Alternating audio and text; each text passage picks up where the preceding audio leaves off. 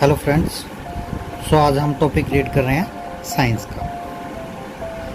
देखिए, साइंस में मैंने पहले भी आपको थोड़ा सा बताया था कि फूड जो होता है हर एक लिविंग थिंग के लिए ज़रूरी होता है। फूड के बगैर कोई भी चीज़ जिंदा नहीं रह सकती है, इसलिए food is a necessary substance. कुछ और पॉइंट्स भी आ जाते हैं हमारे, जैसे कि इसकी नीड क्यों होती है हमें। नीड मीन्स ज़रूरत। तो फूड की रिक्वायरमेंट क्यों होती है हमारी हमें, तो इसके लिए आता है कि भाई लाइफ की जितनी भी एक्टिविटी है, एक्टिविटी मीन्स कोई भी काम है, हम हंसते हैं, गाते हैं, खेलते हैं, दौड़ते हैं, सब चीज़ों में एनर्जी की ज़रूरत होती है। तो एनर्जी कहाँ से मिलेगी हमें?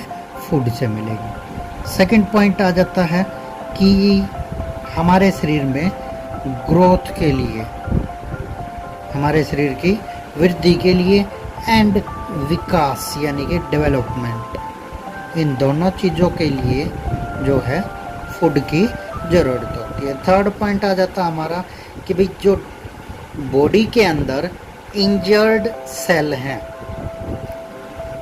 या डैमेज्ड पार्ट हैं, इंजर्ड सेल से मिलके बने हुए हैं सभी लिविंग थिंग्स, तो उन सेलों को जो है रिपेयर कौन करेगा?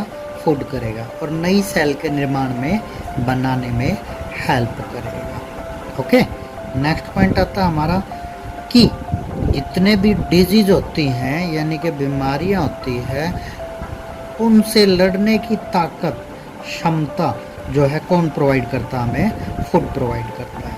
इसलिए food is main part of our life. Okay, तो इसके बारे में हमें नॉलेज भी होनी चाहिए। अब ये फूड जो होता है ये अलग अलग तरीके से बनता है, कई चीज़ों से मिलके बनता है। कैसे? उन्हें हम बोलेंगे कंपोनेंट ऑफ फूड, फूड के कंपोनेंट्स। देखो, वैसे तो फूड के बहुत सारे कंपोनेंट होते हैं, ठीक है, लेकिन मेन जो होते हैं वो हम कह सकते हैं कि 6 कंपोनेंट जो है वो मेन होते हैं। There are 6 main component of food. अब ये कौन कौन से कंपोनेंट होते हैं? पहला कंपोनेंट होता है कार्बोहाइड्रेट। पहला क्या होता है? कार्बोहाइड्रेट्स। ओके, सेकंड पॉइंट होता है हमारा प्रोटीन। ओके, थर्ड पॉइंट होता है हमारा फैट्स। फोर्थ पॉइंट होता है विटामिन एंड फिफ्थ पॉइंट होता है मिनरल, और सिक्स पॉइंट होता है वाटर। तो ये 6 पॉइंट हमारे जो है खाने के मेनली होते हैं।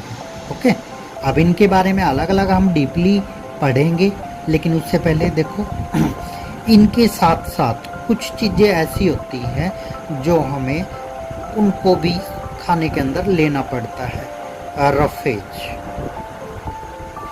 जो हम सलाद वगैरह खाते हैं उसके अंदर पाई जाती हैं ये चीज़ें, ठीक है ना। एक्चुअली इनके अंदर क्या होता है? फाइबर होता है जो हमारी विशेष तरीके से हेल्प करता है हमारे शरीर के अंदर की। कहाँ पाया जाता है ये? वेजिटेबल में, फ्रूट्स में, बीन्स में, ग्रेन्स में, अलग अलग चीज़ों में पाया जाता है। ओके, कहते कि एनर्जी गिविंग न्यूट्रिएंट्स यानी कि वो खाना जो हमें एनर्जी देता है, उसी के अंदर क्या क्या आते हैं? तो एनर्जी गिविंग न्यूट्रिएंट्स में आता है कार्बोहाइड्रेट्स। देखो, हमने खाने के कितने कंपोनेंट पढ़े हैं? 6। ओके, अब इन 6 के अंदर जो हमें एनर्जी देते हैं वो कौन कौन से हैं?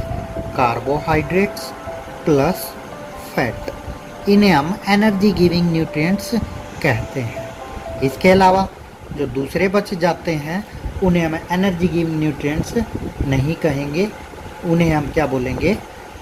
अलग अलग नाम देंगे। जब उनका टॉपिक आएगा तो आपको बताएंगे कैसे हैं। ओके, अब ये कार्बोहाइड्रेट और फैट एनर्जी गिविंग न्यूट्रिएंट्स क्यों कहलाते हैं?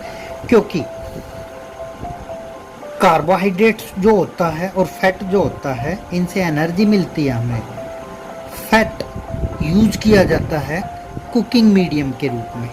कैसे? वेजिटेबल ऑयल यानी कि वनस्पति घी है, तेल है, इन चीज़ों के रूप में इस्तेमाल किया जाता है। नट्स जो होते हैं यानी कि ड्राई फ्रूट्स जैसे हमारे पास होते हैं, केशो है, केशो नट जानते हो क्या होता है केशो नट? बादाम क्या होता है? बादाम आलमंड बोलते हैं, आलमंड मीन्स बादाम, केशो नट मीन्स काजू।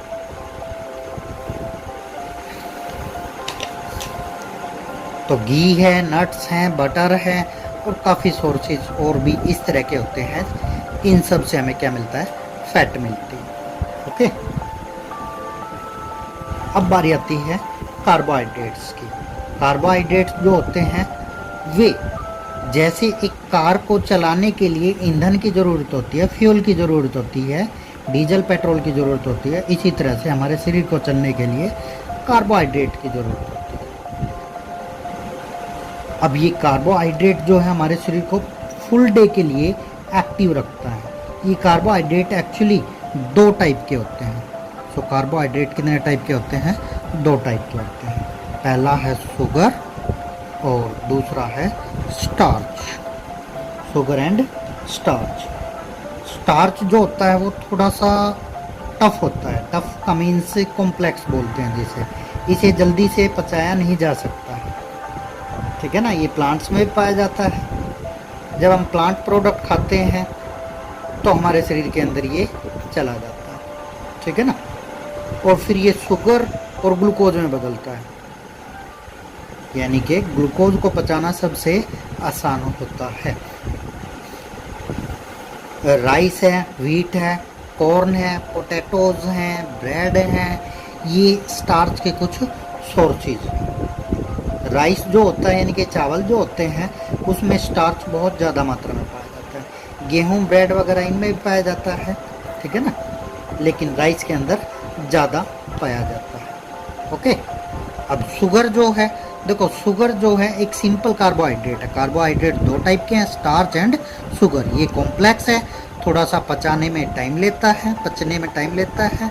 और शुगर जो होता है वो टाइम नहीं लेता है, वो इससे कम टाइम लेता है। बनना हर चीज़ से ही क्या है?